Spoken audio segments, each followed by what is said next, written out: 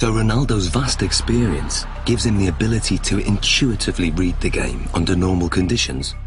But what if the conditions are very far from normal? Can Ronaldo still hit the back of the net if all the lights are turned off and he's in complete darkness? Okay, what we're going to do, we're going to have Andy feeding the balls in as if it's a cross, and then sometime in the ball flight, the lights are going to go black, so you won't be able to see anything at all. We're expecting you to be able to put the ball in the goal. That's what we're hoping will happen.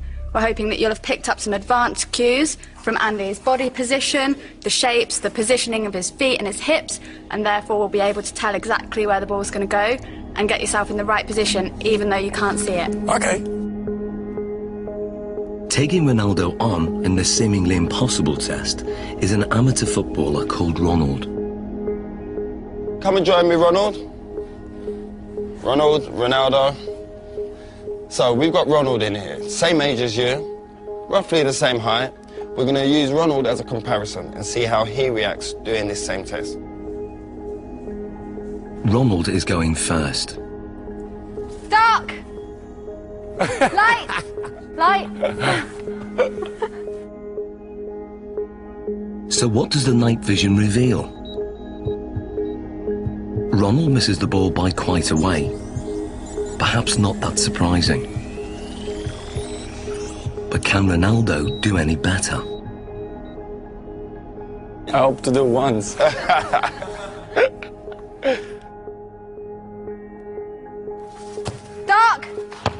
Light! Hey, that's one straight in the bag. The night vision replay shows how differently Ronaldo performs.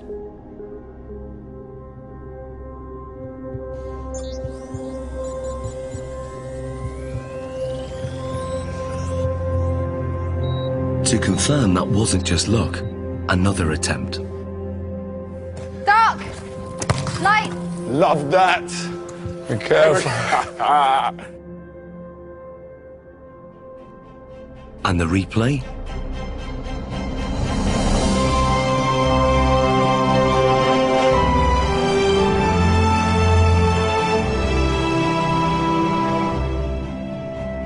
How hard is that? It's difficult because it's changed a lot. Yeah.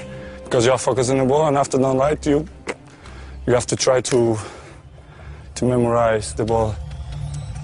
Human reaction time is about 200 milliseconds, and by 500 milliseconds, Ronaldo's subconscious has interpreted Andy's body language, worked out which direction the ball will go in, calculated its speed and trajectory, and then programmed his body to reach it at the optimum moment.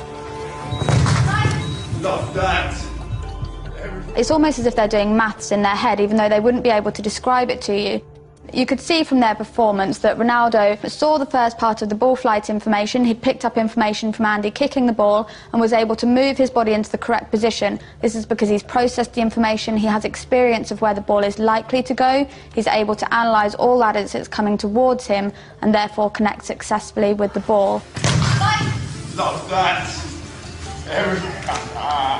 Ronald, on the other hand, doesn't have the same level of experience. He would have watched the ball flight. It's likely that he will just have had his eyes on the ball instead of picking up any information from Andy himself. And then when the lights go down and it's black, he's kind of stranded in no man's land a little bit and just has to do his best to react, but is naturally going to struggle with that.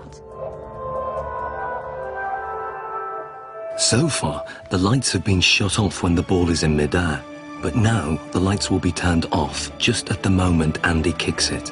Can Ronaldo score with only Andy's body language to go on? Here you go, we'll get one. We good? Yeah, good. Okay, Ronaldo. Dark! Light! Light. Aye. Ronaldo, quality. What was that, shoulder? Back. Great finish, great finish.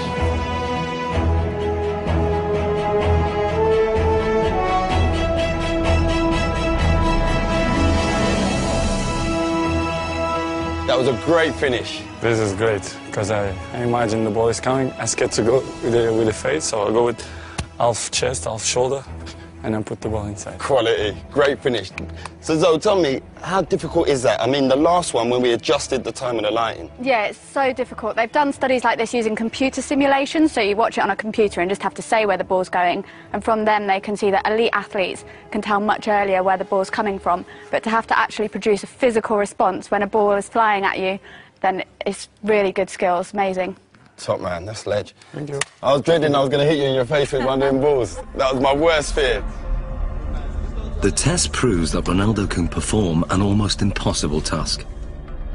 He can make decisions this quickly and with such little information to go on because in his subconscious he's an expert in the science involved.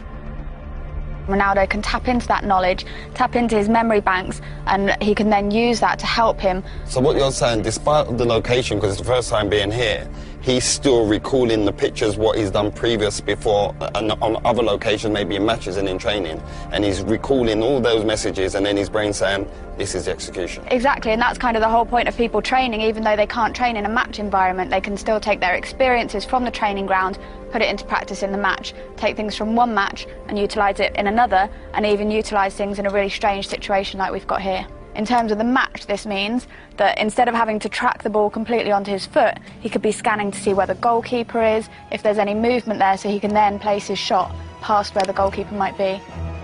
Well, it's base of my success is to improve myself all the time. So this is why I'm one of the best players in the world.